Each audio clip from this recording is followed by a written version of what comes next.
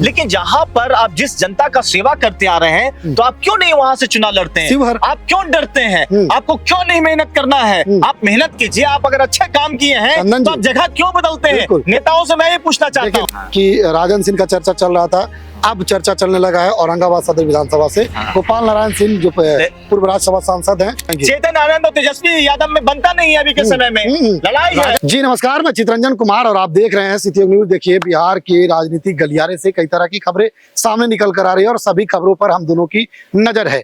चंदन जी हमारे साथ हैं। आज हम चर्चा करेंगे औरंगाबाद में बाहरी उम्मीदवारों को लेकर के, क्योंकि आए दिन लगातार जो है वह चर्चा चल रहा है कि बाहरी उम्मीदवार औरंगाबाद में सभी पार्टी पर चर्चा हो सकती है। नहीं दावेदारी कर रहे हैं।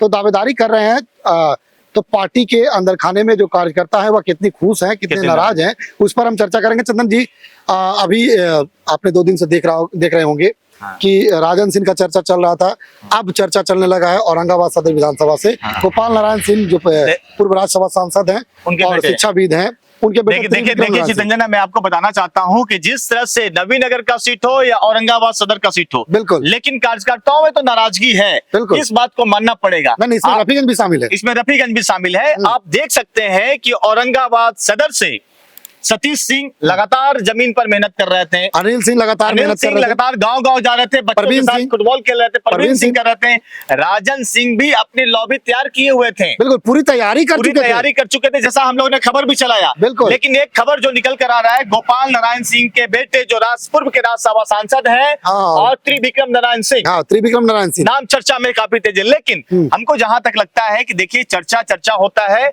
जब तक आज ऐलान होना है। आज तो किसी हालत में भाजपा को ऐलान करना पड़ेगा कि कौन है प्रत्याशी। लेकिन जो सिस्टम कर रहे थे कि 3 का नाम गया है औरंगाबाद से, कौन कौन नाम था, तो क्या त्रिविक्रम नारायण सिंह का नाम था या नहीं, ये भी संशय का विषय बना हुआ है। शायद ये भी हो सकता है कि त्रिविक्रम नारायण सिंह नवीनगर से तैयारी कर रहे थे, समाज सेवी है, तो समाज सेवी कहीं से सेवा कर सकता है, इसमें 2 राय नहीं है। इस तरह की चर्चा भी चल रहा है। आप सोशल मीडिया पर देख रहे हो, कुछ लोगों ने लिखा कि बाहर ही नहीं चलेगा, सिर्फ अंदर की चलेगा। नवीनगर की बात कर लीजिए। लेकिन बोलना चाहेंगे, लेकिन वहीं पर कुछ लोग ट्रोल कर रहे हैं उनको कि भाई मोदी जी कौन बनारस के थे, जो मोदी जी तो बाहर से आए, सेवा होना चाहिए करने के लिए, ऐसा भी चर्चा चल रहा है। लेकिन जमीनी जो कार्यकर्ता है, जो कैडर वोटर हैं, उनमें नाराजगी देखने को मिलेगी। लेकिन आप नवीनगर चलते हैं जहां से चेतन आनंद की लड़ने की बात कही जा रही है। चंदन जी, तो क्या वीरेंद्र सिंह जो हैं या उनके समर्थक हैं वो क्या करेंगे? देखिए, चेतन आनंद को यहाँ आना ही नहीं चाहिए। ठीक है, उनके पिताजी राजपूत के बड़े नेता थे और अब भी हैं, अच्छे हैं, इसमें कोई इफ बट नहीं है। चेतन आनंद भी अच्छे हैं, इसमें भी कोई नहीं। लेकिन जहां पर आप जिस जनता का सेवा करते आ रहे हैं तो आप क्यों नहीं वहां से चुनाव लड़ते हैं? आप क्यों डरते हैं? आपको क्यों नहीं मेहनत करना है? आप मेहनत कीजिए। आप अगर अच्छे काम किए हैं तो आप जगह क्यों बदलते हैं?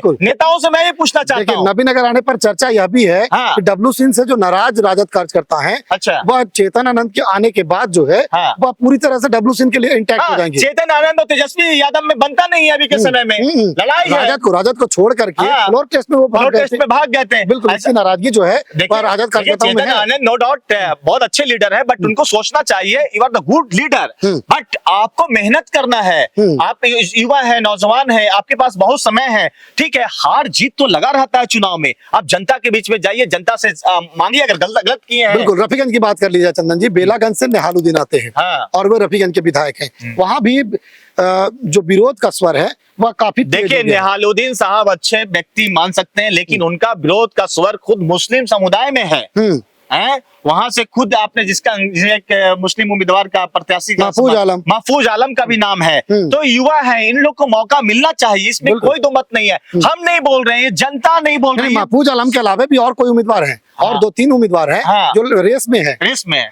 देखिए, उम्मीदवार तो वैसे तो शंकर यादविंदु तो लगातार मेहनत कर रहे हैं, अमरिंदर कुशवाहा है, तो शंकर यादविंदु तो यहाँ तक उनके समर्थक बोलते हैं कि टाल ठोक देंगे, और निश्चित अगर 10 की लड़ाई होगी तो शंकर यादविंदु भारी पड़ सकते हैं। आज जैसा कि सूत्र आया चंदन जी कि अगर पार्टी टिकट देती है तो भी चुनाव लड़ेंगे, और अगर पार्टी नहीं देती है तब भी चुनाव। आज बता रहा है, जो हम लोग का सूत्र था, जो हम लोगों ने क्लियर किया था कैमरे के सामने, कि शंकर यादविंदु को अगर पार्टी टिकट दे तो भी अच्छा, नहीं दे तो भी अच्छा, वो चुनावी लड़ेंगे। मैदान में होंगे। बिल्कुल, तो इसका और नुकसान किसका होगा? नुकसान सब निर्दलीय अगर चुनावी मैदान में होंगे तो निश्चित तौर पर दलियों को होगा। कारण क्या है कि हर दल के, जदयू यहाँ पर आती है, कई दल हो जाएंगे यहाँ पर निर्दल तरीके से, महफूज को नहीं मिलेगा तो वो भी चुनाव लड़ेंगे, निहालुद्दीन लड़ेंगे, हर कोई लड़ेंगे चुनाव। तो निश्चित तौर पर शंकर यादव और जनसुराज ने अभी टिकट नहीं बांटा है वहाँ, यह भी एक बड़ी बात है। वहां से टिकट नहीं बांटा है तो उसका भी नजर है कि जो उस पार्टी से टिकट लेकर के अगर नहीं आते हैं अभी तक अशोक सिंह प्रबल दावेदार माने जा रहे हैं जदयू से। प्रमोद सिंह भी गुंजाइश में लगे हुए हैं कि अब तो लोजपा का टिकट कट गया। अब प्रमोद सिंह भी गुंजाइश में है कि किसी तरह बेच, नहीं तो वो तो फिर निर्दलीय के खिलाड़ी वो भी हैं। आपने देखा होगा कि पिछले बार कितना अच्छा बैटिंग किया था उन्होंने। बिल्कुल बिल्कुल। तो देखिए, ये थे हम लोगों ने औरंगाबाद के 3 विधानसभा पर चर्चा किया, जहां पर बाहरी उम्मीदवारों की चर्चा है और बाहरी उम्मीदवारों का विरोध भी जो है वह एक स्वर में अब लोग करने लगे हैं कि बाहरी उम्मीदवार अगर आते हैं तो पार्टी को काफी नुकसान सहना पड़ेगा और पार्टी चुनाव हारेगी तो यह नुकसान काफी बड़ा होगा। ऐसे में क्या कुछ आगे होता है इस पर हम दोनों की नजर है। देखते रहें CTO न्यूज। धन्यवाद।